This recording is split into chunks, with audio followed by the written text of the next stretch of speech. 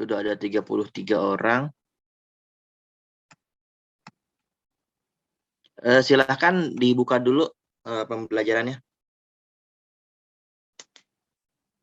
Perwakilan.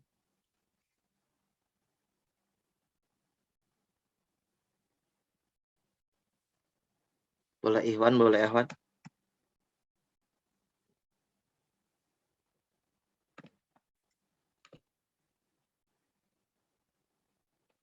Baik, saja. Bismillahirrahmanirrahim. Assalamualaikum warahmatullahi wabarakatuh. Assalamualaikum warahmatullahi wabarakatuh.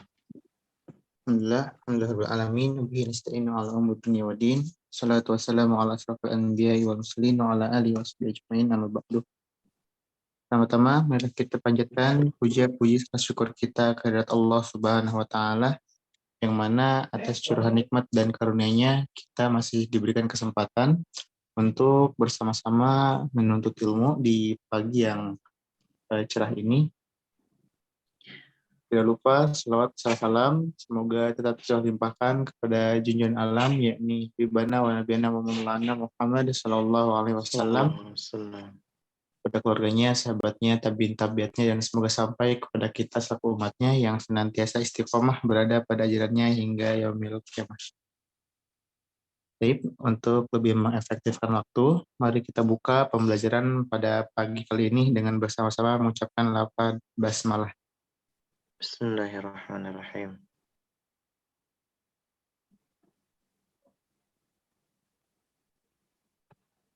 Untuk menambah keberkahan, mari kita dengar lantunan ayat Al-Quran dari Akhina Farhan Razal. Waktu dan tempat dipersilakan.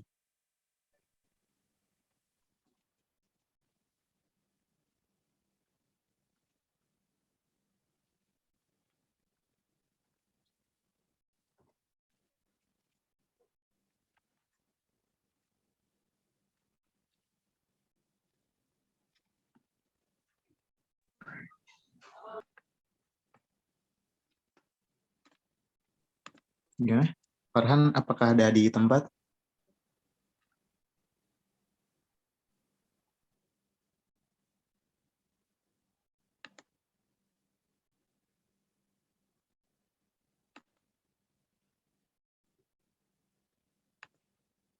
Oke, mungkin Farhan masih terkendala koneksi. Mungkin untuk pembacaan ayat suci Al-Quran akan dibacakan oleh Ukhtina Fajri Nurul Izati dari kelas MBS 20A. Silakan.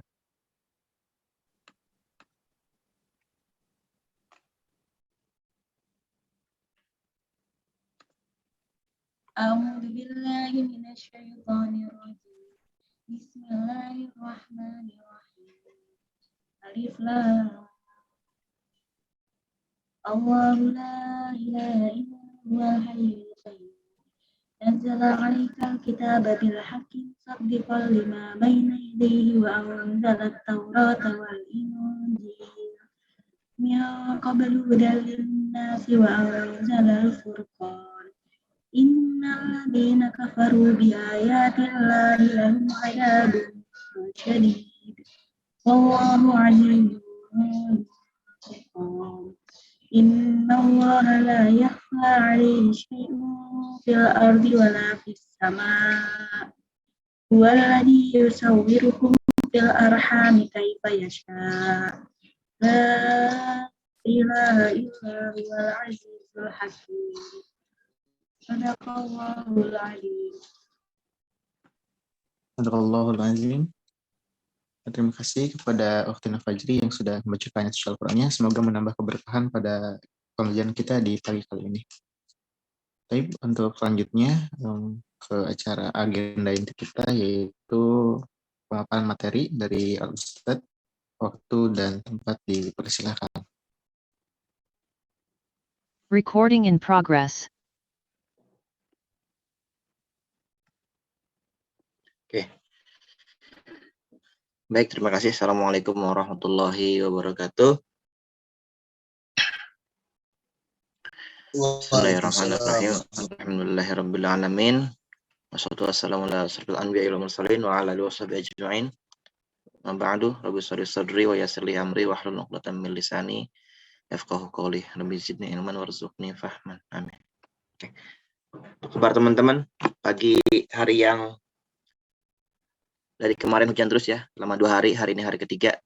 Mudah-mudahan tetap semangat menjelang akhir perkuliahan. Oke.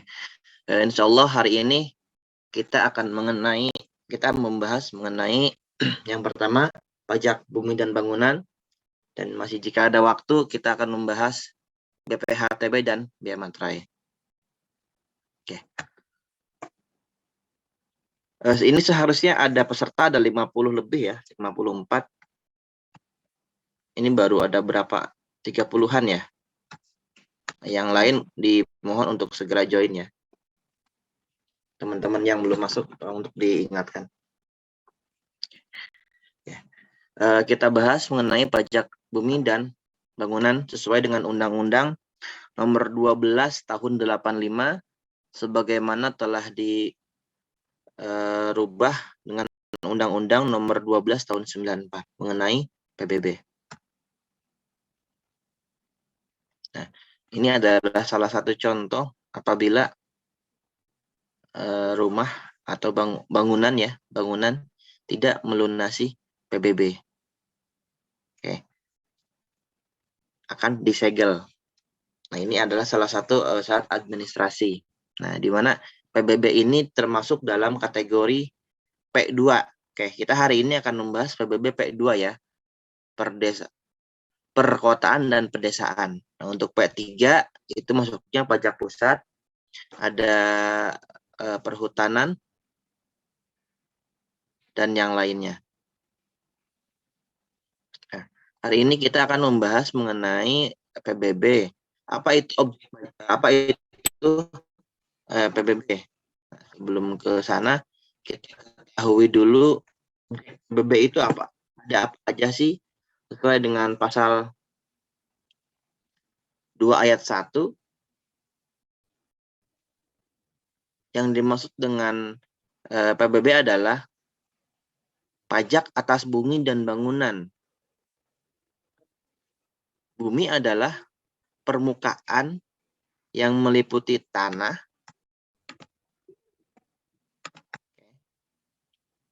ada double ya. Ini di teman-teman lasernya ada double atau satu? Apa Ustaz? Sebentar.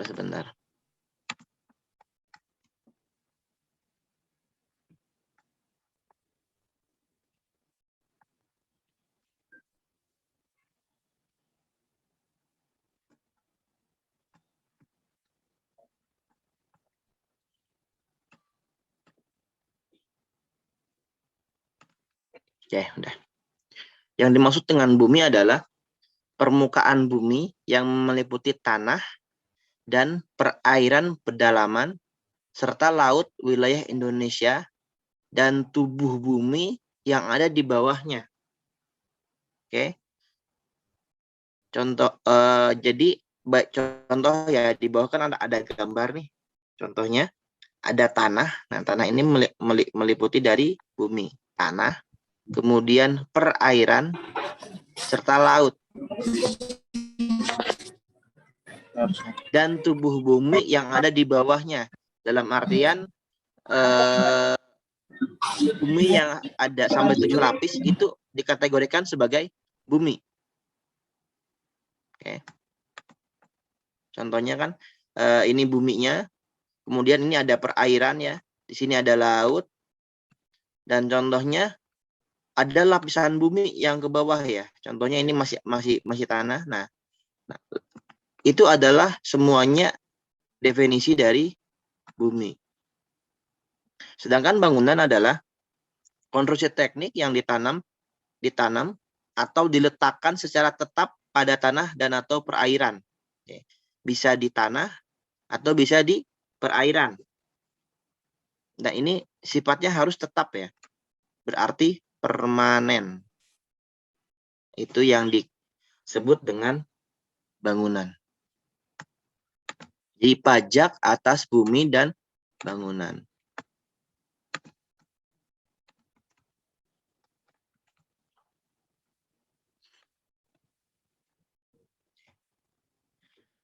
Ini adalah beberapa contoh mengenai bangunan. Sebentar.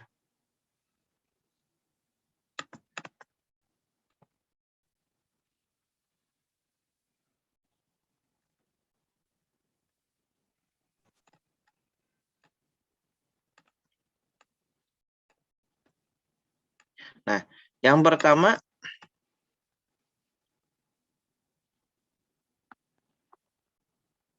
ada jalan lingkungan. Jalan lingkungan itu adalah bangunan. Oke. Meskipun nanti jatuhnya jalan tol itu bukan objek, tapi itu adalah bangunan. Jalan lingkungan, jalan tol, kolam renang, pagar mewah. Nah, ini rumah-rumah orang-orang kaya, sultan, pagarnya mewah. Nah, itu adalah itu akan dipungut PBB atas pagar mewah. Dan kemudian ada taman juga sama, taman mewah, tempat olahraga, ini kapal atau dermaga, kemudian ada kilang pipa dan fasilitas lain. Baik itu contoh ya sekolah umum, posyandu, masjid, dan yang lainnya. Itu adalah bangunan. Kalau rumah, kantor, itu sudah pasti ya. Itu sudah pasti bangunan. Ini adalah contoh macam-macam bangunan. Intinya, ada konstruksi teknik yang ditanam atau diletakkan secara baik itu di darat ataupun di perairan. Nah. Kemudian, ada objek-objek yang tidak dikenakan PBB. Yang pertama, digunakan semata-mata untuk melayani kepentingan umum di bidang ibadah, sosial kesehatan, pendidikan, atau kebudayaan nasional yang nyata-nyata tidak dimaksudkan untuk memperoleh keuntungan. Contohnya, kalau tempat ibadah ada masjid, gereja, wihara, dan yang lainnya. Nah, untuk kesehatan bisa puskesmas, pendidikan sekolah, seperti itu ya. Itu untuk contoh-contoh objek pajak yang tidak dikenakan PBB. Kemudian yang kedua, digunakan untuk kuburan, peninggalan purbakala atau sejenisnya.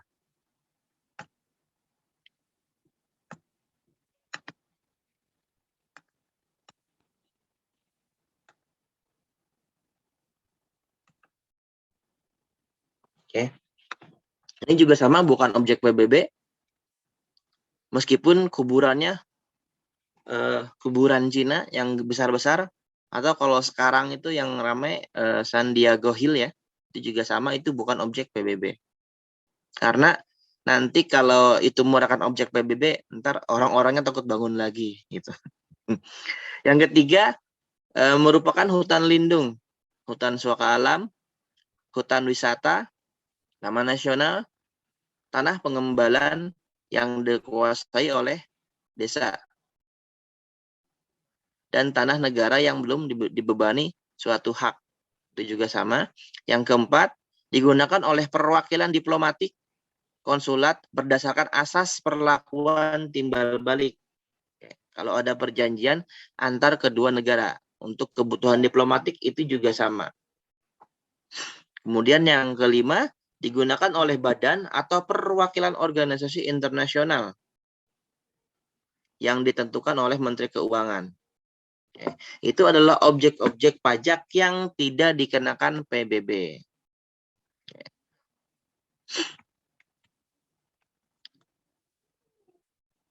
Yang selanjutnya, objek pajak yang digunakan untuk penyelenggaraan pemerintah sesuai dengan pasal 3 ayat 2 adalah objek pajak yang dimiliki, dikuasai atau digunakan oleh pemerintah pusat dan pemerintah daerah dalam menyelenggarakan pemerintahan.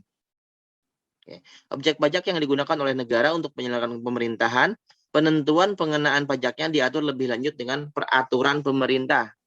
sesuai dengan Undang-Undang Nomor 12 Tahun 1994.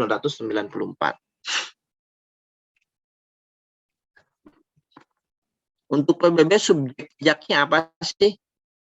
Sesuai dengan pasal 4 ayat 1,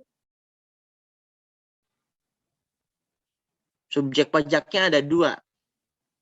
Yang pertama bisa orang pribadi, yang kedua bisa badan. Yang mana orang pribadi atau badan itu mempunyai suatu hak atas bumi. Oke, berarti dia mempunyai contohnya mempunyai sertifikat ya, mempunyai hak. Yang menunjukkan hak adalah biasanya sertifikat. Apakah itu GIRIK, mulai dari yang terendah ya, apakah itu GIRIK, atau HGB, atau SHM di tertingginya. Atau memperoleh manfaat atas bumi. Nah, contoh ya, untuk ketika ada pembiayaan perumahan, contohnya di awal sertifikat itu tetap atas nama developer. Oke, tidak berubah menjadi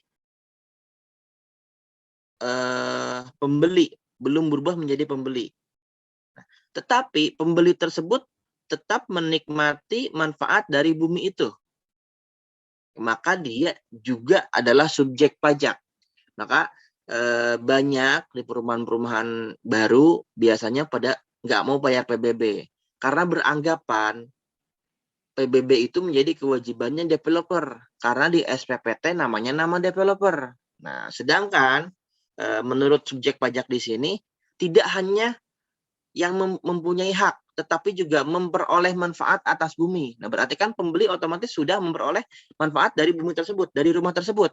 Bisa dipakai untuk tinggal, salah satu manfaatnya. Selain itu, menguasai bangunan. Oke. Bisa direnov, mau direnovnya seperti apapun, boleh. Berarti dia menguasai bangunan tersebut. Dan memperoleh manfaat atas bangunan. Nah, kalau yang tadi bumi ya, bumi itu tanah. Kalau yang bawah bangunan, tanah dan lapisannya, kemudian bisa air dan lautan. Oke. Baik itu atas bumi dan bangunan, dia yang penting yang pertama mempunyai hak atas bumi dan bangunan, kemudian memperoleh manfaat dari bumi dan bangunan. Sesuai dengan pasal 4 ayat 2, subjek pajak dikenakan kewajiban membayar pajak. Nah, sehingga yang diwajibkan membayar pajak itu disebut sebagai wajib pajak. Nah, dalam artian subjek pajak sama dengan wajib pajak, yang mana dia harus membayar pajak.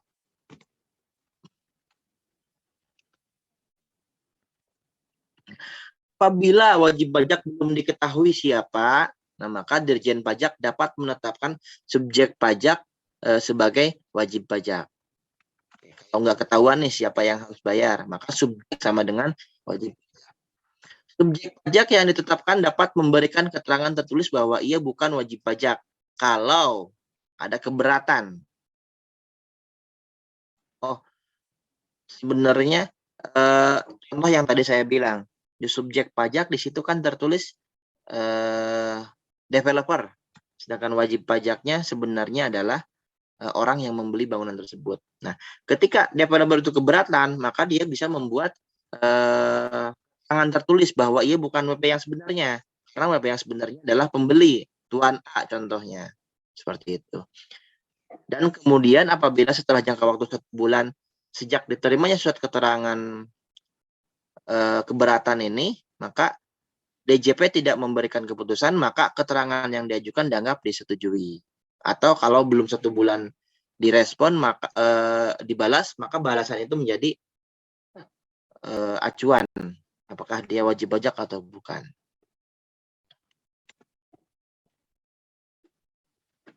Dasar pengenaan PBB sesuai dengan pasal 6 ayat 1 dan 2. Dasar pengenaannya adalah NJOP, nilai jual objek pajak. NJOP apa? NJOP adalah harga rata-rata yang diperoleh dari transaksi jual beli yang terjadi secara wajar. Apabila tidak terdapat transaksi jual beli, nilai jual objek pajak bisa ditentukan melalui 3 cara. Yang pertama, perbandingan harga dengan objek lain yang sejenis, atau bisa dengan nilai perolehan baru, atau bisa dengan nilai jual objek pajak pengganti. Ini ketika tidak terjadi transaksi jual beli. Kan untuk peralihan bumi dan bangunan itu tidak hanya jual beli ya, bisa dari hibah, bisa dari wasiat, bisa dari warisan, dan yang lainnya. NJOP ditetapkan setiap 3 tahun oleh Menteri Keuangan, kecuali untuk daerah tertentu ditetapkan setiap tahun sesuai dengan perkembangan daerahnya. Saya nggak tahu kalau di Jakarta ya, kalau di Bogor itu setiap 3 tahun sekali NJOP-nya berubah. Nggak tahu, mungkin kalau di Jakarta bisa tiap tahun.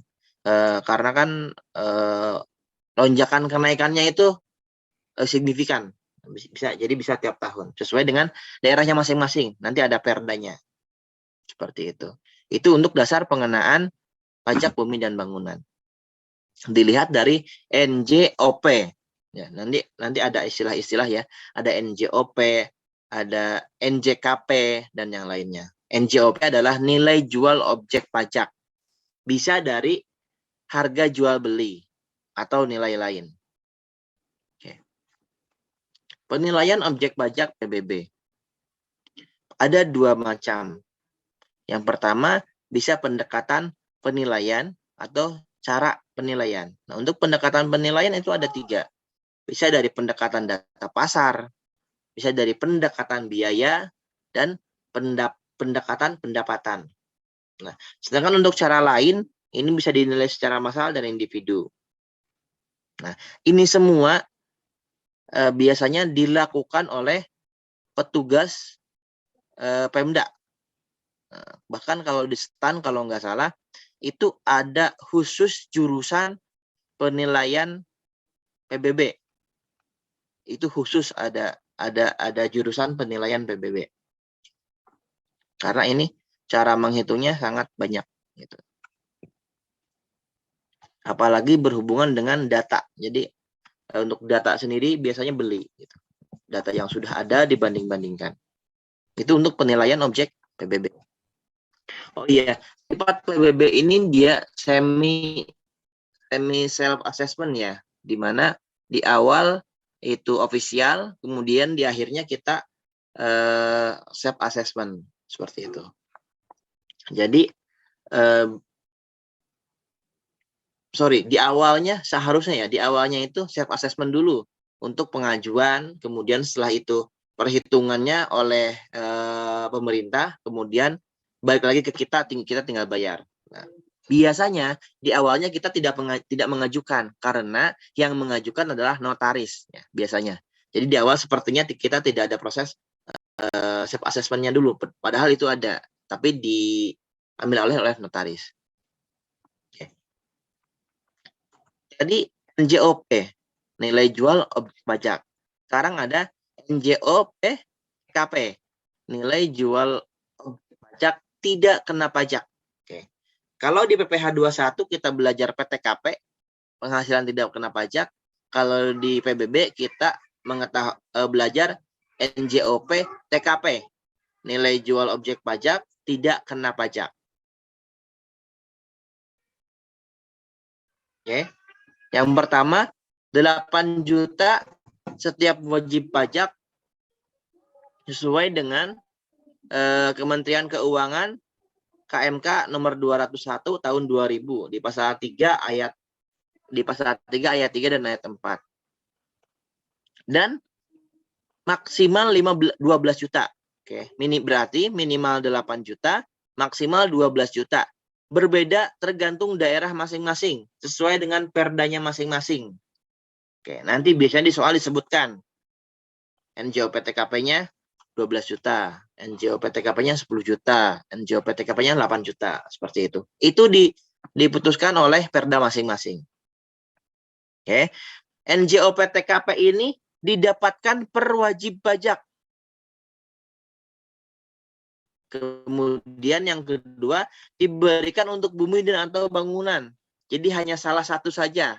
Jadi nanti ketika menghitung, NJOP bumi berapa, NJOP bangunan berapa. Di total menjadi NJOP bumi dan bangunan. Dikurangi NJOP TKP. Nanti seperti itu. Apabila seorang wajib pajak mempunyai beberapa objek pajak yang diberikan NJOP TKP, hanya salah satu objek pajak yang nilainya terbesar. Nah, contohnya, Tuan A mempunyai rumah di Jakarta, di Depok, di Bogor. Oke. Harga rumah di Bogor 500 juta. Harga rumah di Depok 700 juta. Harga rumah di Jakarta 1 miliar. Nah, maka yang mendapatkan NJOP TKP adalah objek pajak yang di Bogor. Yang di Jakarta. Yang nilainya 1 miliar.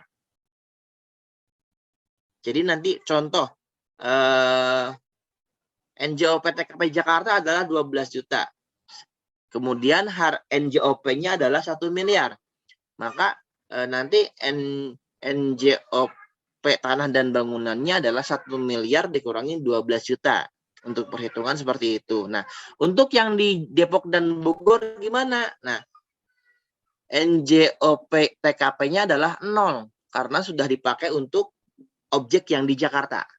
Oke, paham ya? Nanti kita latihan. Kemudian, ini adalah dasar perhitungan. Sesuai dengan pasal 6 ayat 3 dan 4. NJKP, nilai jual kena pajak. Oke, jadi ada NJOP, NJOP TKP, NJKP. NJKP adalah nilai jual kena pajak. Serendah-rendahnya 20%, setinggi-tingginya 40% dari 100% dari NJOP. Persentase NJKP ditetapkan dengan peraturan pemerintah. Sorry, ini saya revisi dulu. Ini di peraturan baru.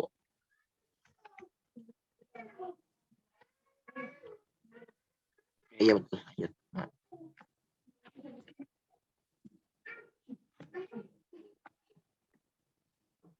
Masih kelihatan share screen-nya? Masih, Pak. Oke, lanjut ya. Nah, serendah-rendahnya 20%. Setinggi-tingginya 100%. Untuk NJKP, nilai jual kena pajak. Dari mana? Dari NJOP. Sekali lagi, persentase NJKP ini ditetapkan dengan peraturan pemerintah. Kalau yang tadi yang 8 sampai 12 juta itu oleh pemerintah daerah. Kalau untuk NJKP adalah peraturan pemerintah PP. Penetapan besarnya nilai jual kena pajak NJKP sesuai dengan peraturan pemerintah nomor 25 tahun 2002. Ada 2. Apabila nilai objeknya di bawah 1 miliar, maka NJOP-nya adalah 20%. Oke. Apabila objek pajaknya di atas 1 miliar, maka dia 40%. Ini objek lainnya ya. Objek lainnya itu adalah P2, perkotaan dan pedesaan. Berarti ini masuknya ke pajak daerah. Sedangkan untuk yang P3, perkebunan, perhutanan, dan pertambangan, itu masuknya 40%. Meskipun nilai objek pajaknya di bawah 1 miliar. Nah, tetapi rata-rata untuk perkebunan, perhutanan, pertambangan itu pasti di atas 1 miliar. Makanya dia masuk ke yang kategori 40%. 40% dikali NJOP. Untuk objek pajak lain yang di bawah 1 miliar, 20% dikali NJOP. Untuk tarif, ada tarif tunggal. Itu 0,5%. Oke, bagaimana cara menghitung PBB? Sama dengan PBB tarif dikali NJKP. Nilai jual kena pajak. Nilai jual kena pajak ada 2. bisa 20%, bisa 40%. 20% apabila objek pajaknya di bawah 1 M. 40% apabila 3 ataupun objek pajak lainnya yang nilainya di atas 1 miliar. Oke, yang jadi patokan 1 miliar aja ya. Kalau di bawah 20, kalau di atas 40. Dikali NJOP. Oke, ingat ya, balik lagi ke yang tadi. Sedangkan NJOP adalah NJOP bumi ditambah NJOP bangunan dikurangi NJOP TKP. Itu adalah cara menghitung PBB. Ingat ya, tarif tunggal 0,5%. Contoh perhitungan PBB. Orang pribadi pertama, rumahnya di Jalan Gatot Subroto. NJOP tanahnya 400 juta. Ini sudah diketahui ya.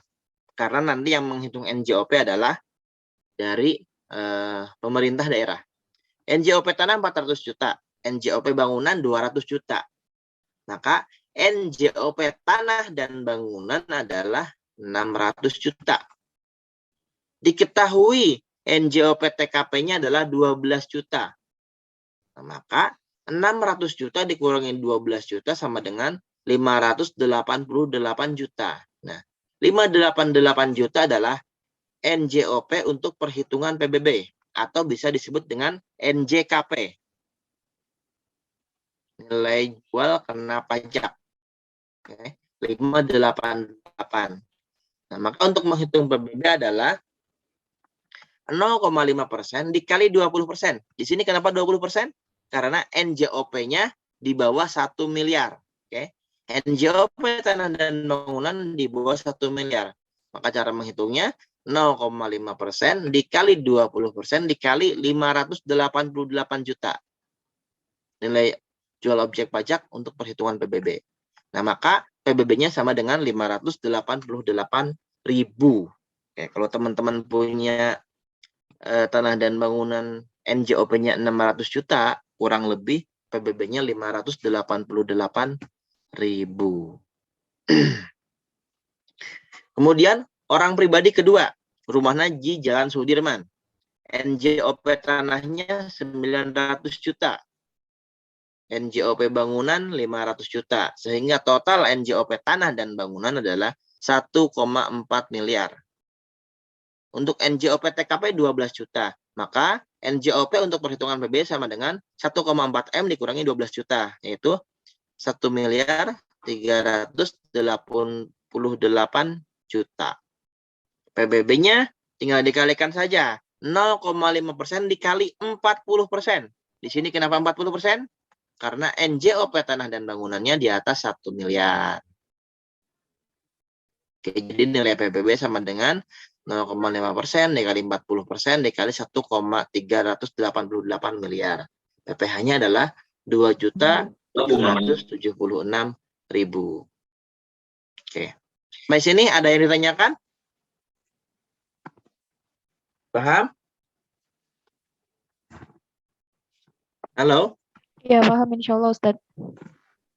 Oke, itu ya. Insya Allah mudah untuk di PBB ini.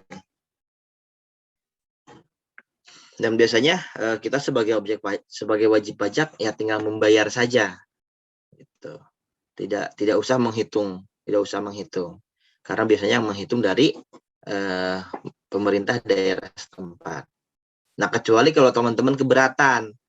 Nah, mungkin kalau objek pajaknya banyak, teman-teman untuk keberatan, kalau memang dirasa itu salah ya tinggal mengajukan keberatan. Yang tadi kalau selama sebulan tidak direspon, maka itu dianggap disetujui.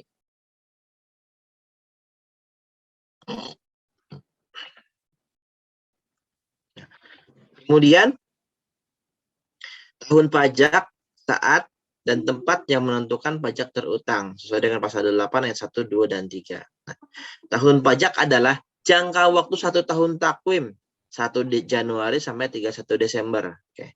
Di PBB beda ya. Kalau di PBB itu pasti dari tanggal 1 sampai 31 Desember. Dari 1 Januari sampai 31 Desember.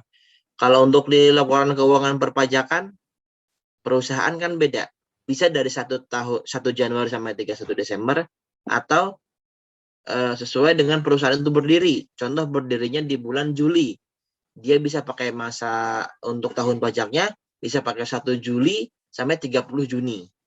Nah, khusus untuk di PBB itu tahun pajaknya adalah 1 Januari sampai 31 Desember. 1 tahun takwim. Nah, saat yang menentukan pajak yang terutang adalah menurut keadaan objek pajak pada tanggal 1 Januari. Oke, ditentukannya per 1 Januari sama dengan PTKP. Ditentukannya per 1 Januari. Oke. Nah, untuk tempat pajak terutang kalau di Jakarta, DKI Jakarta ya. Kalau di Jakarta itu bukan di kotanya, tetapi di provinsinya langsung. Nah, kalau untuk daerah lainnya di kotanya. Khusus untuk Jakarta langsung di provinsi. Untuk daerah lain ya di kabupaten atau di kotanya. Yang meliputi letak objek pajak tersebut. Kalau di Parung berarti dia Kabupaten Bogor. Kalau di Jambu 2 berarti maksudnya Kota Bogor. Cibinong Kabupaten Bogor. Sawangan Kota Depok. Khusus untuk Jakarta Selatan, Jakarta Timur itu maksudnya ke DKI Jakarta. Ya, yang di provinsi hanya DKI Jakarta saja.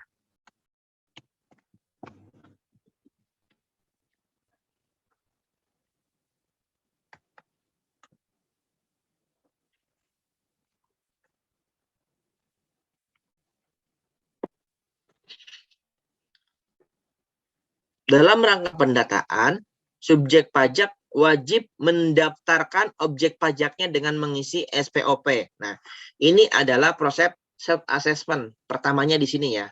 Subjek pajak wajib mendaftarkan objek pajaknya dengan mengisi SPOP. Dengan jelas, benar, lengkap, dan ditandatangani. Nah, untuk tata caranya diatur oleh Menteri Keuangan. Biasanya kalau kita beli tanah, beli rumah lewat notaris, maka kita tidak usah bingung mikirin SPOP. Karena yang melakukan adalah notaris. Tahu-tahu kita dapat SPPT aja dari pemerintah daerah. Nah, kalau kita membelinya secara perorangan, kemudian nanti BPHTB-nya juga sendiri, tidak pakai notaris, ngurus SHM-nya juga sendiri, dan nanti kita harus mengisi SPOP. Wajib ya, sesuai dengan pasal 9 ayat 1, ayat 2, dan ayat 3. Dengan jelas, benar, lengkap, dan ditandatangani oleh wajib pajak.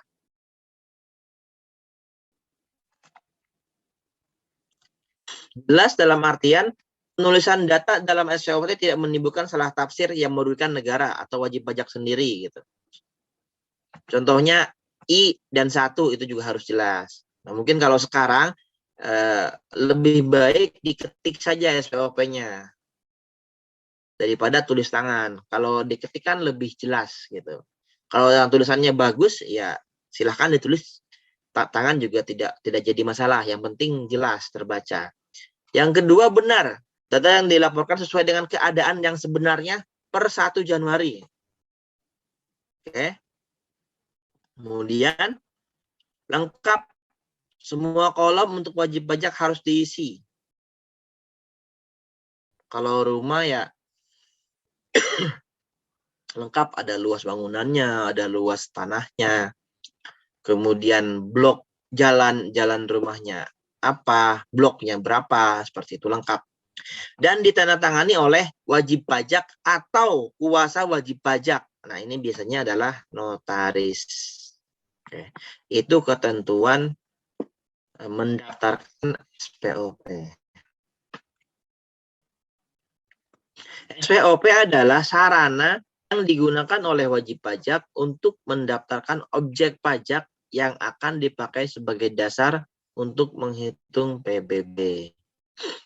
Nah, ini hak wajib pajak memperoleh formulir SPOP secara gratis, bisa ke KPP atau mungkin bisa ke ini ya, ke kantor desa ya, ke kantor desa juga harusnya bisa, atau bisa di-download.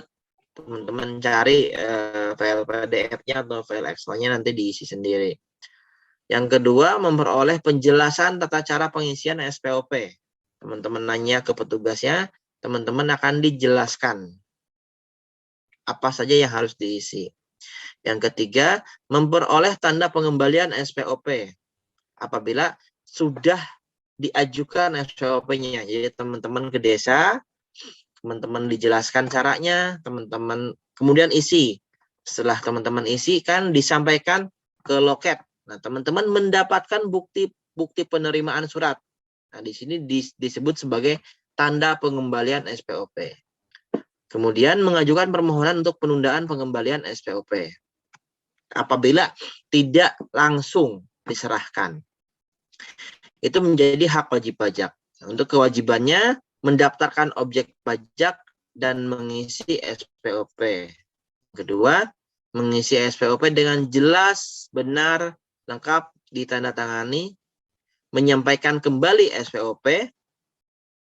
Ya, menyampaikan kembali itu ketika kita dapat berkas, disampaikan kembali. Kemudian yang keempat, melaporkan data perubahan objek pajak apabila ada perubahan. Apabila ada renovasi rumah, nah itu juga harus dilaporkan perubahan. Itu ya. Tapi rata-rata jarang ya yang melakukan seperti itu. Kebanyakannya adalah ada survei dari orang desa, orang kelurahan. Tiba-tiba muter gitu ke rumah awal tahun. Ya muter-muter lingkungan. Itu salah satunya dia lagi naksir harga bangunan. Contohnya kalau sudah direnov gitu. Nanti PBB-nya teman-teman berubah. Contoh dari 10 deret rumah itu teman-teman renov sendirian. Nanti tiba-tiba tahun depan PBB-nya loko mahal sendiri. Ya iya jelas mahal sendiri karena bangunannya pun sudah bertambah. Meskipun teman-teman tidak mengajukan SPOP, tapi dari pemerintah daerah bisa melakukan secara jabatan. Seperti itu ya. Ini adalah contoh SPOP-nya.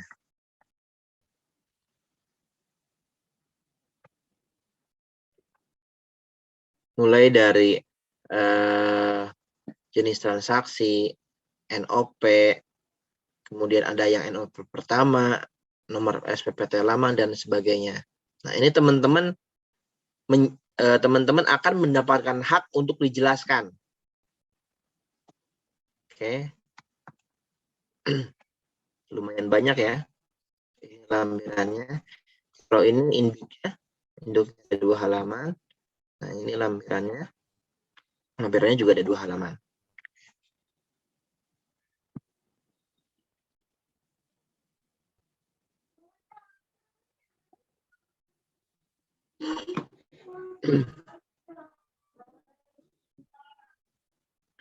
Pendaftaran, selanjutnya, daftaran, pendataan, dan ketetapan PBB. Oke, ini adalah alur, flowchart mengenai PBB. Yang pertama, ada objek tanah dan objek bangunan. Oke. Ada 2 cara. Oke. Bisa pendaftaran lewat SPOP, bisa pendataan oleh aparatur pajak. Jadi yang tadi saya terangkan ya, bisa ada orang tiba-tiba keliling aja lagi liatin rumah. Atau dengan yang pertama, baik itu pendaftaran oleh wajib pajak atau pendataan oleh aparatur pajak. Nah, ini keduanya mengisi SPOP. Nah, kalau yang pertama ini yang mengisinya wajib pajak.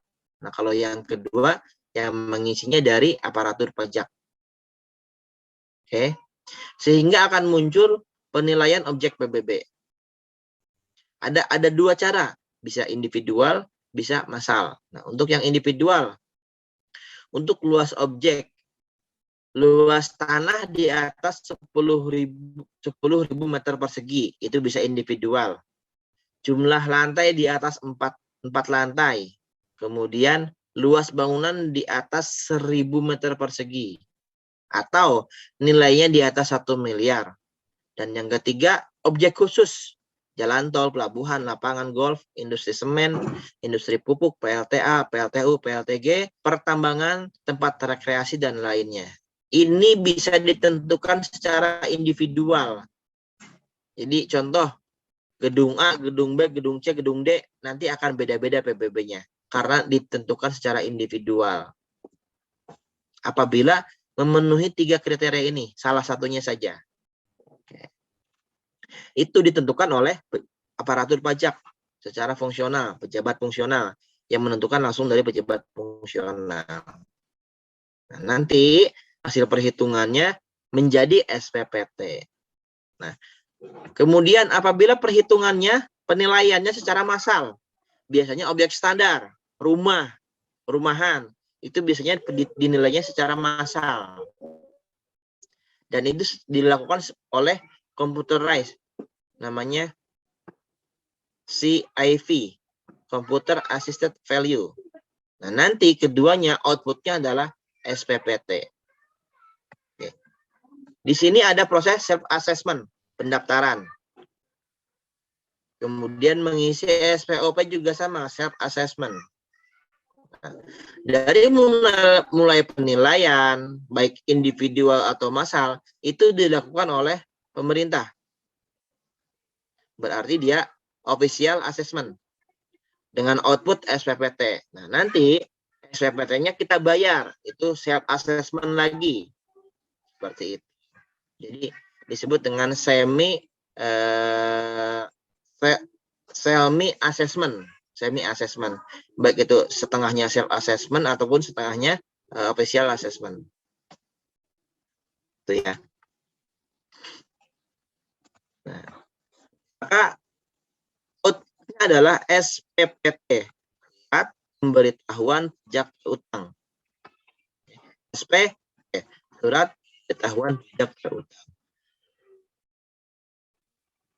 SPPT adalah surat ketetapan dari Kepala KPP pertama mengenai pajak terutang yang harus dibayar oleh wajib pajak dalam 1 tahun pajak. Hak wajib pajak menerima SPPT biasanya dibagikan oleh petugas kelurahan atau desa. Datang ke rumah, mereka ngasih SPPT. Itu rutin biasanya. Yang kedua, mendapatkan penjelasan. Yang ketiga, mengajukan keberatan dan pengurangan apabila menurut wajib pajak perhitungannya salah. Kemudian mendapat STTS. Ini kalau sudah lapor. Kewajiban wajib pajak menandatangani bukti terima SPPT. Biasanya ada listnya nih untuk menghindari kerancuan. Nanti alasannya, Tuan A kenapa belum bayar PBB? Saya belum menerima SPPT. Nah, padahal ketika dibagikan Tuan A sudah menerima SPPT dan menandatangani. Jadi tidak bisa mengelak seperti itu. Yang kedua, tentunya melunasi PBB. Nah, cara mendapatkan SPPT bisa dari RT, dibagikan sama RT, bisa dari kelurahan, langsung dari petugas kelurahan atau desa, atau bisa dari Dispenda atau Pemda. Kita datang ke Pemda atau Dispenda. Seperti ini juga bisa. Atau ke KPP Pratama, ke kantor pajak, atau lewat fax mailing. Kalau sekarang udah tidak ada ya, fax. Dan agak repot juga. Gitu. Karena tidak semua wajib pajak mempunyai fax. Nah, ini adalah contoh SPPT. Contohnya seperti ini. Ini kantor Jawa Timur. Kecamatannya, kotanya Pamekasan. Untuk tahun 2006. Nah, di sini ada nomor SPPT atau nomor objek pajak. Di sini nanti akan tertulis nomor objek pajaknya sekian. Kemudian ada NPWP, nama dan alamat wajib pajak. Kalau rumah ini masih pembiayaan, maka biasanya NPWP, nama dan alamat wajib pajak masih atas nama developer. Tapi ketika sudah balik nama, maka akan menjadi NPWP, nama dan alamat pemilik. Di sini letak objek pajak, di sini ada blok rumah, alamat lengkap. Oke. Kemudian ada objek pajak perhitungan ya. Ada objek pajaknya, ada bumi, ada bangunan, ada luas dalam meter persegi, ada luas bumi, ada luas bangunan. Untuk kelas, nah ini kelas ini yang menentukan harga. Ini dari pemerintah. Dan di sini muncullah NJOP per meter dan jumlah NJOP. Nah, contohnya luasnya itu adalah 148.320.000. Ini harga per meternya. Ini luasnya 148.320.000 meter persegi. Kemudian harga per meternya 3.500. Mungkin ini karena di kampung ya. Jadi harganya masih sangat murah dan tahun 2006. Luasnya luas banget. Jumlah NJOP-nya adalah 519.120.000. Kemudian di sini NJOP TKP. Nah, di sini diasumsikan bahwa wajib pajak ini sudah mempunyai objek pajak yang lebih tinggi nilainya dari ini. Atau kalau perumahan biasanya tidak mempunyai NJOP TKP. Kalau perumahan ya 0. Karena kan atas nama dia banyak rumahnya. Otomatis NJOP TKP-nya 0.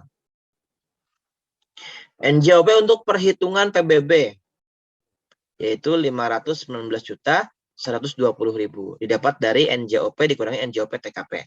Nanti kalau di perumahan, kalau sudah balik nama, jadi nama teman-teman sendiri nih contohnya, di sini akan muncul NJOP TKP-nya. Itu beda. Kemudian NJKP sama dengan 40% dikali NJOP.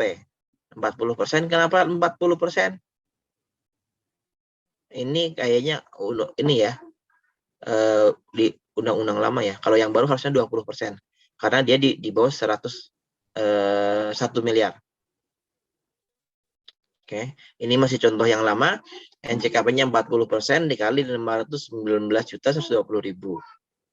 519 miliar 120 juta. Oke. NJKP-nya adalah 207 miliar 648 juta. Ini kebajakan 0, pusing saya. Kemudian pajak bumi dan bangunannya adalah 0,50 dikali NJKP. Oke, PBB-nya adalah 1 miliar. Harus dilunasi kalau sekarang ya, harus dilunasi maksimal 31 Agustus tahun tersebut. SPT munculnya 1 Januari, antara 1 Januari ya. Contohnya munculnya di Februari. Nah, maka wajib dilunasi maksimal paling lama 31 Agustus tahun tersebut. Untuk ketentuan barunya ya. Kalau ini masih ketentuan lama.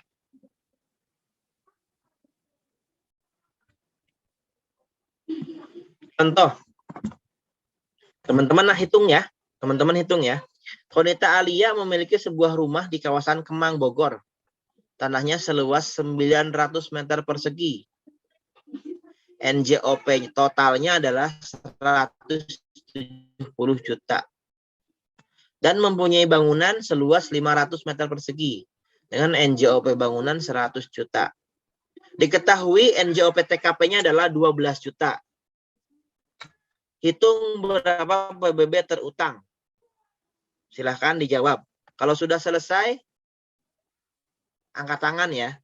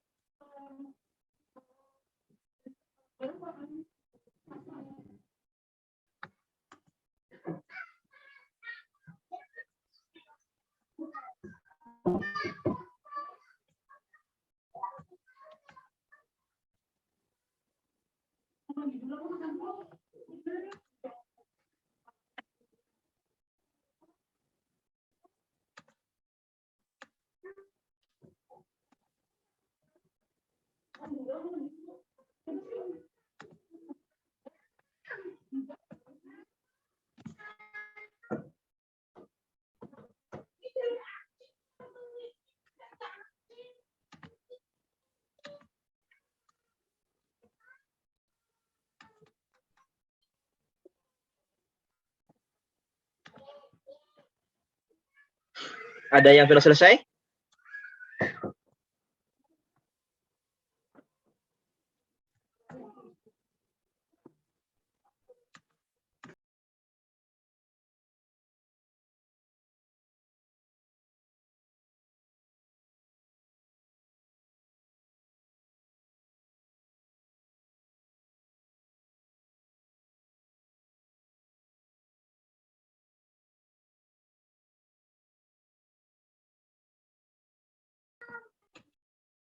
Ada yang sudah selesai? Halo? Berapa PBB-nya?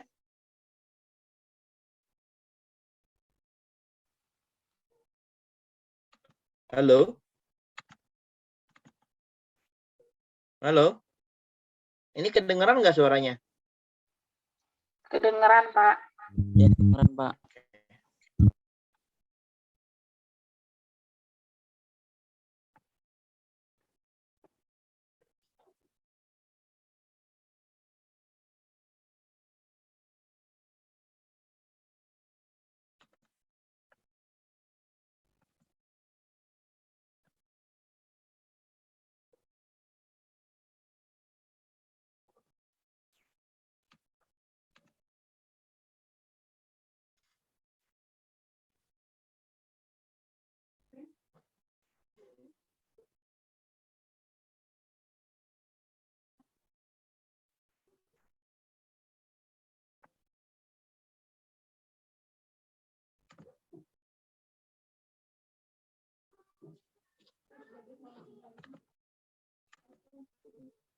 Berapa PBB-nya? Ada yang sudah selesai?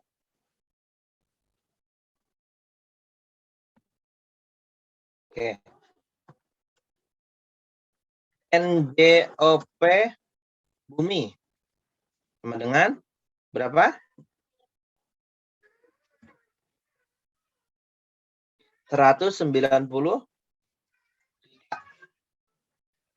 Yang kedua, NJOP bangunan sama dengan 100 juta. Nah, maka NJOP bumi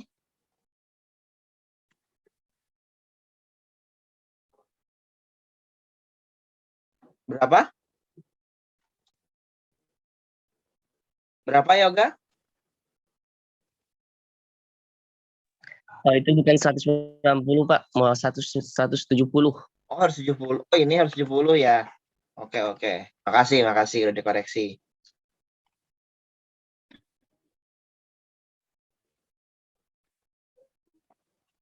Oke, maka pajak bumi dan bangunan adalah 270.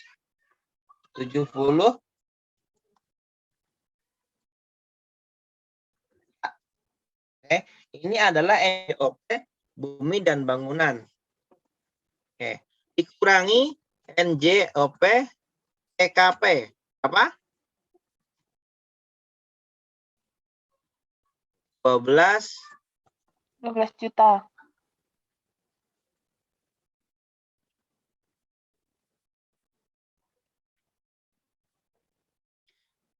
sehingga di sini muncul NJ untuk perhitungan PBB, yaitu 8 juta.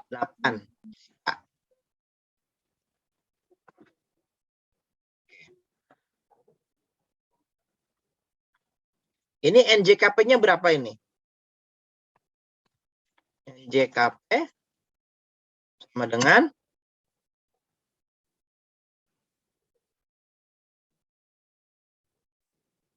20% ya, karena NJOP-nya di bawah 1 miliar. NJKP-nya sama dengan 20% dikali 258.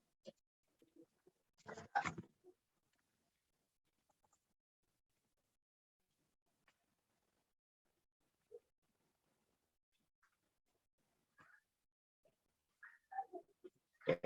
Maka PBB-nya sama dengan ini 258 dikali 20% berapa? 21.600.000. 50 1 juta 5 juta kali 2 50. 8 berapa? 50 berapa? 51. 51.600. 600. Oke. NJKP-nya 51.600. Oke. Maka PBB-nya sama dengan 0,5% dikali 51.600. Berapa? 51 juta 10%. 1 berapa? 268. 268 58. 268 58. 258.000. 258. Oh, 258.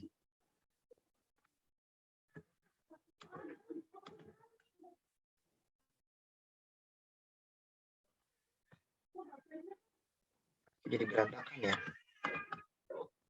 Sebentar.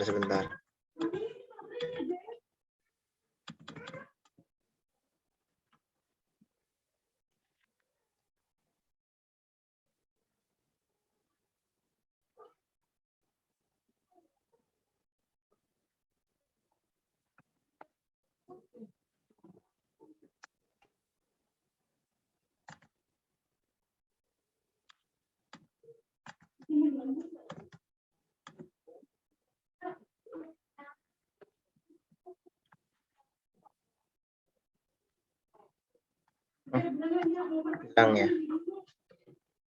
Jadi kan berarti PBB-nya adalah 258 ya. 258.000. Caranya seperti itu ya, teman-teman ya. Paham ya? Oke.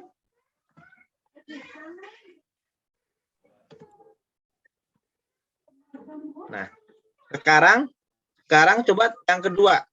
Coba teman-teman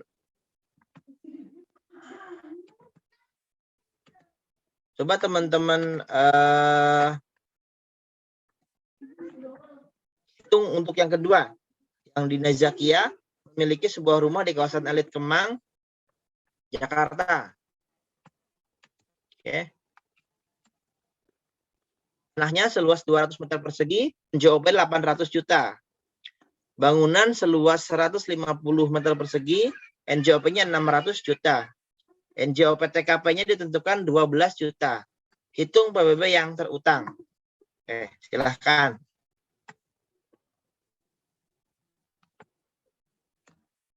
Kalau sudah selesai nanti langsung ini aja ya, open mic aja ya.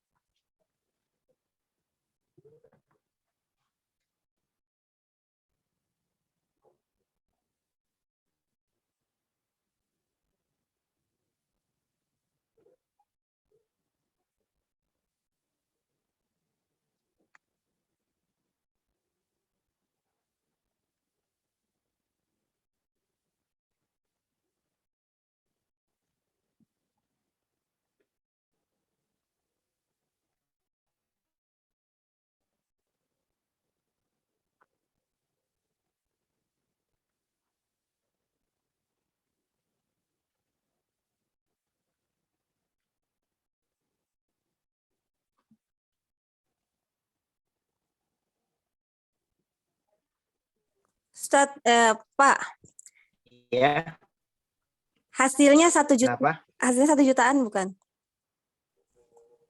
Coba diterangkan, coba dijelaskan perhitungannya. Jadi kita bahas bareng-bareng ya.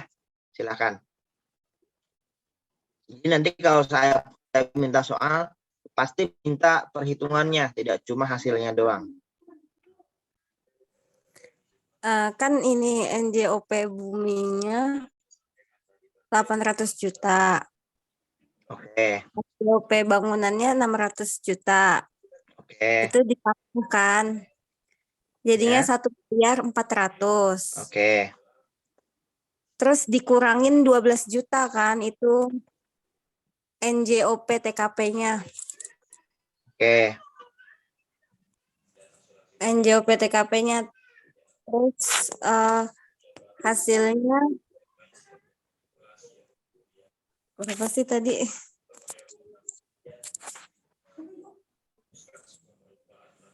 Hasilnya kok nggak ada sih? Berapa? Dikurangin ini kan. Iya, NJOP TKP 12 juta. Tadi 1.400.000, 1.400.000.000 ya? Kurang dong. Kan 1.400.000.000 dikurangin 12 juta. Iya, 1.400.000.000 dikurangin 12 juta. Hasilnya 1.388.000.000. Iya. Kan. Terus dikali 20%. 20%-nya itu NJTKP ya? Ini. Iya, NJTKP ya, Pak? JKP. JKP. NJJKP. NJKP. NJKP. Ya, Nilai NJKP. jual kena pajak. Nilai jual kena pajak NJKP. Iya. Dikali 20% kan, jadi 277.600.000. Terus dikali lagi 0,5%. Di Jadinya 138.800.000. Kok enggak salah. Bukan. Tadi bukan ini segini. 0,05 ya? 0,5. 0,5%. Ya. Jadinya 1.388.000. 1.388.000. Iya. Oke. Ada yang lainnya?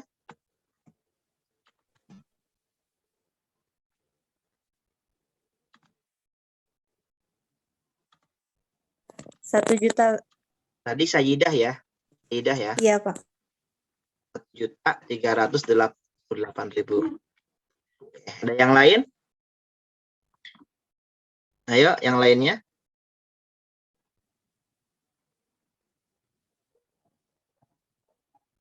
Harapan saya minimal ada 4 orang nih yang jawab nih. Iwannya 1, Ahwadnya 1, kelas B-nya 1, jadi totalnya 4. Ayo, ada yang lain silahkan.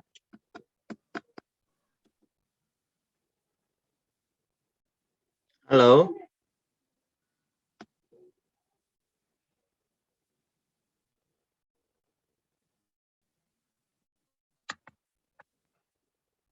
Halo. Ini 44 orang lagi kemana ini? Sama, Pak. Sama. Oke. Adakah yang berbeda?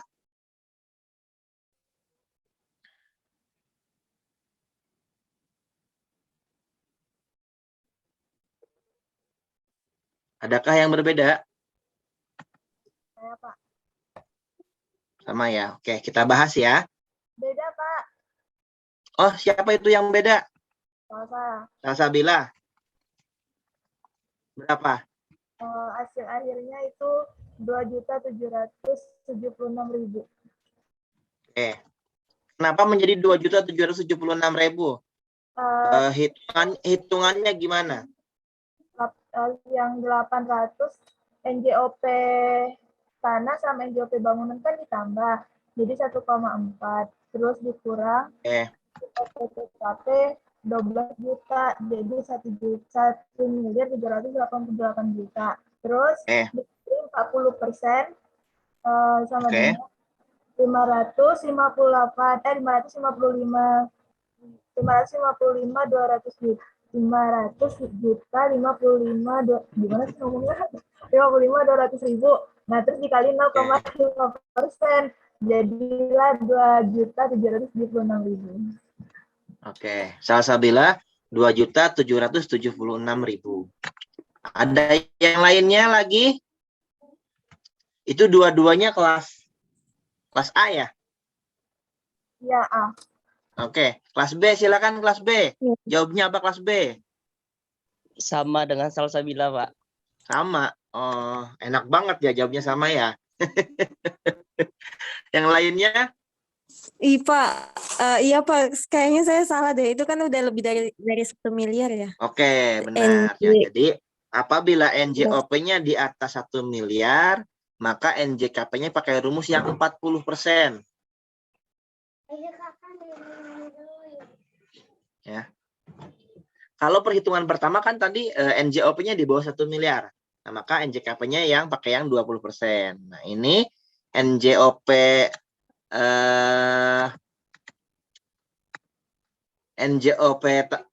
tanahnya adalah 800 juta, kemudian NJOP bangunannya adalah 600 juta, nah maka totalnya 1,4 miliar. Berarti pakai NJKP yang 40%. Nah, rumusnya 1,4 miliar dikurangi 12 juta sama dengan 1 miliar 388 juta.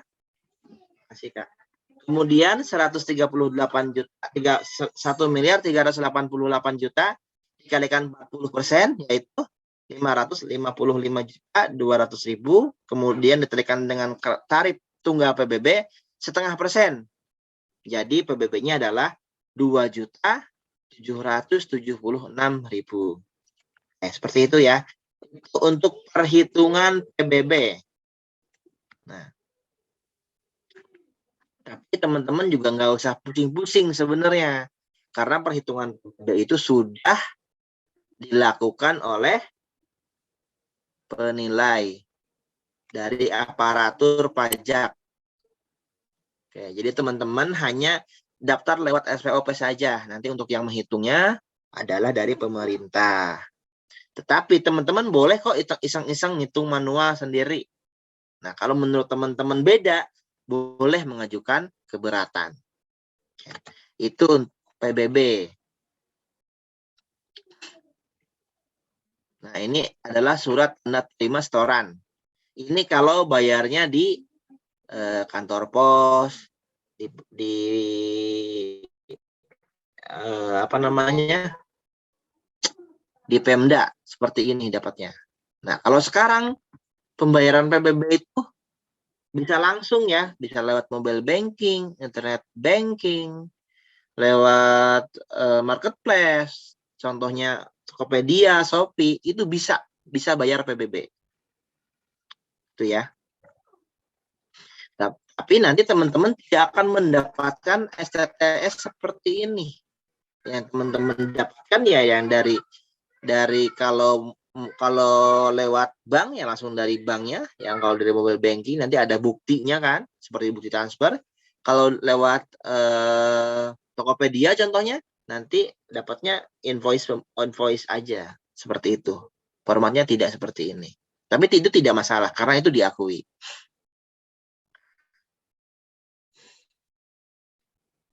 Nah, kemudian banyak beredar di masyarakat bahwa PBB ini ketika jual beli tanah gitu, ketika jual beli tanah dan bangunan, banyak masyarakat yang menjadikan SPPT dan STTS ini menjadi alat bukti sah kepemilikan. Sebenarnya itu enggak. Kenapa?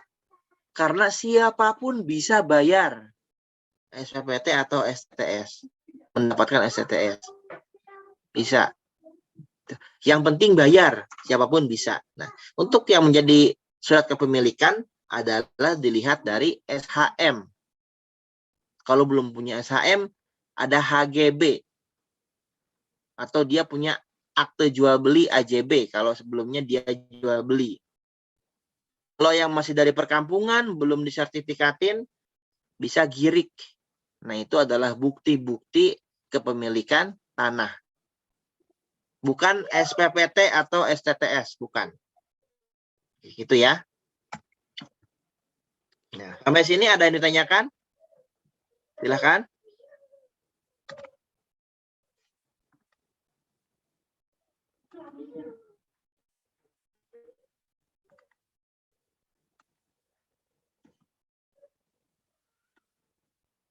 Tiga satu dari 39.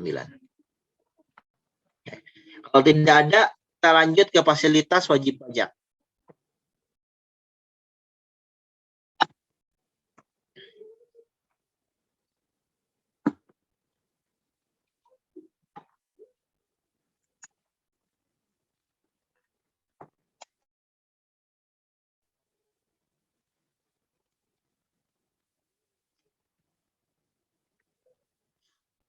Di sini fasilitas yang pertama adalah pengurangan PBB. Pengurangan PBB ada dua kategori. Yang pertama, kondisi tertentu objek pajak yang ada hubungannya dengan subjek pajak dan karena sebab-sebab tertentu lainnya. Yang kedua, objek pajak terkena bencana alam atau sebab lainnya yang luar biasa. Ya perang, ya gunung meletus, ya tsunami. Nah, itu bisa mengajukan pengurangan PBB.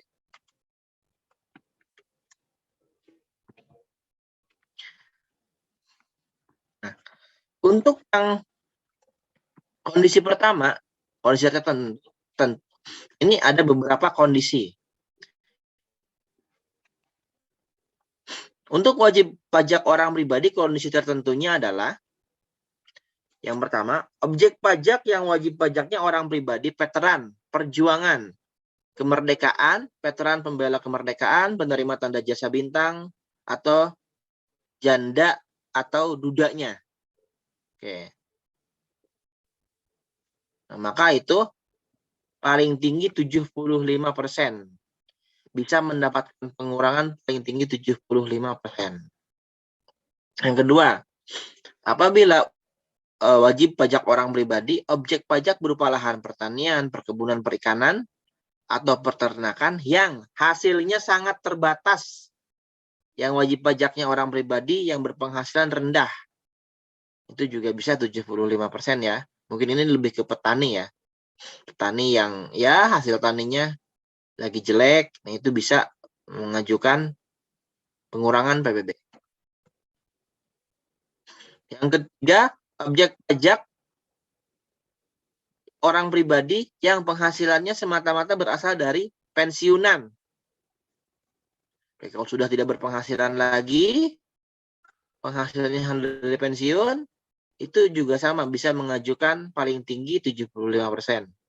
Yang ketiga, objek pajak yang wajib pajaknya orang pribadi berpenghasilan rendah. Ini juga sama, bisa mengajukan paling tinggi 75%. Yang keempat, objek pajak yang wajib pajaknya orang pribadi yang berpenghasilan rendah yang NJOP per meter perseginya meningkat akibat perubahan lingkungan dan dampak positif pembangunan. Contohnya, di SEBI awalnya PBB bayar PBB 10.000. Nah, ketika ada pembangunan kampus SEBI, kemudian ada tol juga, tiba-tiba NJOP-nya naik menjadi 1 juta PBB-nya. Nah, maka itu bisa mengajukan keberatan PBB. Karena penghasilannya belum nambah.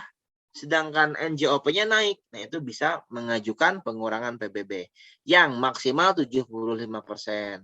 Nah, kalau untuk yang tadi veteran pejuang kemerdekaan, pembela kemerdekaan, penerima tanda jasa bintang, janda atau dudanya, nah ini di angka 75% flat. Cuma ada satu tarif pengurangannya 75%. Nah, kalau yang 4 ini paling tinggi 75%. Kemudian kalau wajib pajaknya adalah badan, yaitu wajib pajak badan yang mengalami kerugian dan kesulitan likuiditas pada tahun pajak sebelumnya, sehingga tidak dapat memenuhi kewajiban rutin. Nah, ini yang udah bangkrut ya biasanya, yang udah bangkrut, kemudian punya gedung sendiri, nah kemudian bayar PBB-nya susah, itu juga sama, bisa mengajukan pengurangan PBB paling tinggi 75%. Nah, untuk yang kena bencana alam, udah jelas ya. Ada gempa bumi, tsunami, gunung meletus, banjir, longsor. Paling tinggi 100%. Untuk yang sebab lain, bisa dari penyakit, wabah, hama, kalau untuk yang pertanian ya. Itu juga sama, paling tinggi 100%. Bisa sampai 100% pengurangan. Oke. Alhamdulillah, untuk PBB, materi PBB sudah selesai. Nah, sampai sini ada yang mau ditanyakan mengenai PBB? Silakan. Ingat ya.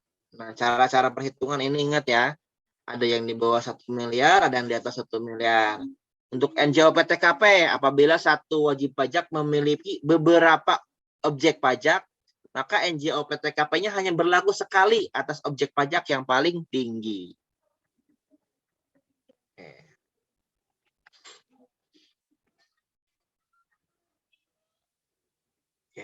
Saya coba absen dulu ya. Nanti harap merespon. MBS B dulu ya, kelas pagi dulu ya. Ini kita pertemuan ke 14. Abdullah. Halo, Abdullah. Ada? Hadir, Pak. Abdullah. Hadir. Ahmad Nur Aziz.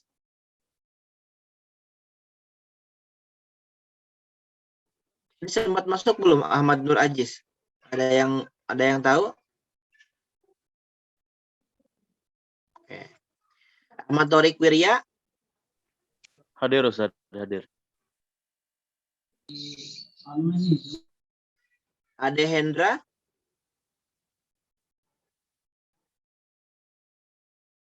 Ade Hendra.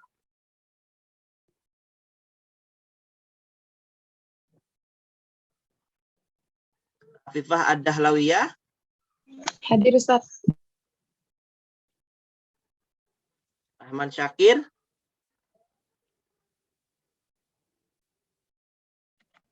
Hadir, Ustaz. Yang teman-teman lagi tolong diingetin ya, lagi absen gitu di grup. Isa Sumayyah. Hadir, Pak. Arif Firmansyah. Hadir, Ustaz.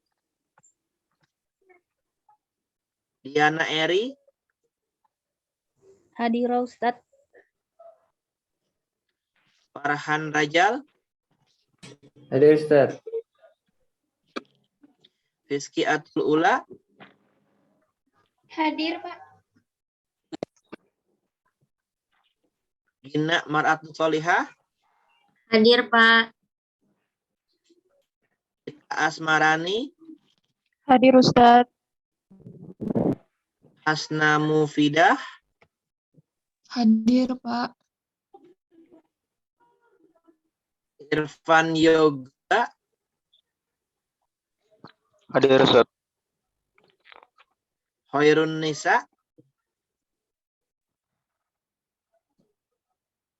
Hadir Ustaz. Irfan Yoga hadir, Ustaz. Ya, oke. Irfan Yoga, sip. Lisna Ainur. Hadir Pak. Mardiatul Husna. Hadir Pak. Muhammad Zahid. Hadir, Pak. Muhammad Zaidan. Hadir, Pak. Nadia Nur Hafizah. Hadir Pak. Nurlina Asfia. Hadir, Pak. Rara Ramadhani. Hadir Pak. Saddam Hussein. Hadir, Pak.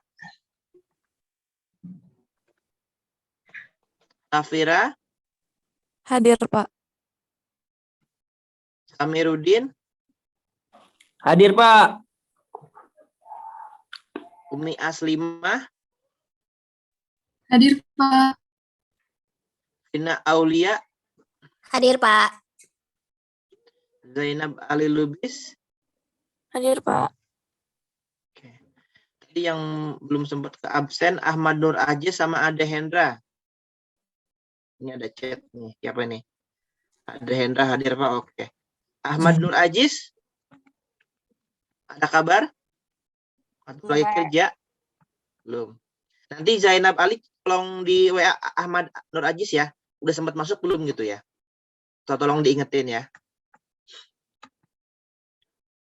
Kemudian di kelas A. Pertemuan 14. Ahmad Hanif. Hadir, Pak.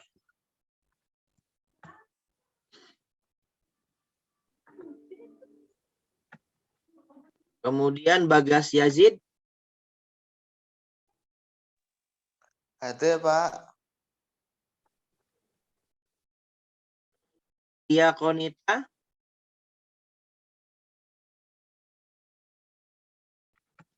Tia Konita.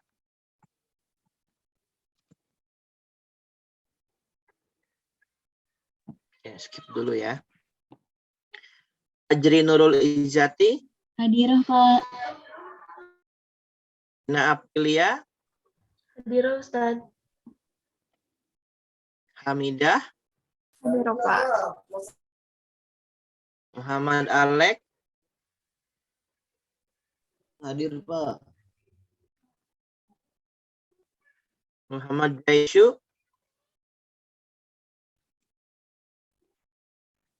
Muhammad Daisyu.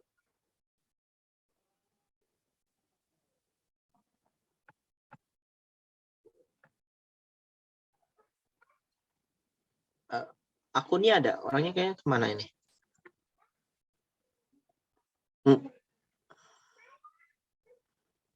Muhammad Yusran Hanif.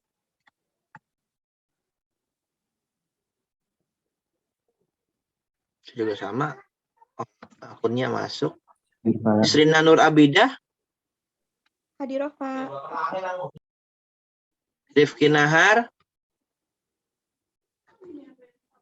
Hadir, Pak. Oke. Salma Rakiah. Hadir, Ustaz. Salsabila Wulandari. Hadir, Pak. Sayyidah Imtiazatna. Safa Nabila. Hadir, Ustaz. Pak. Safa Nabila. Hadir, Oke. Syafiqah. Hadir, Ustaz. Syifa. Hadir, Pak. Tantowi. Turini.